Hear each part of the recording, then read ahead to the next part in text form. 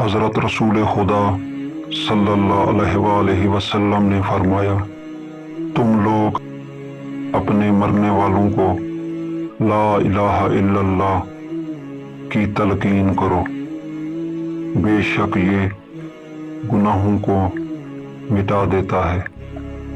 لوگوں نے پوچھا، یا رسول اللہ، جو شخص حالت صحت میں لا الہ الا اللہ کہے اس کے لیے کیا حکم ہے؟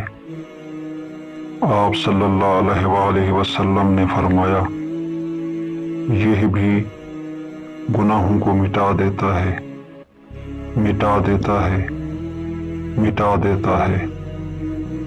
بے شک لا الہ الا اللہ مومن کا مددگار ہے، اس کی زندگی میں، اس کی موت میں، اور اس وقت بھی جب وہ پھر سے اٹھایا جائے گا۔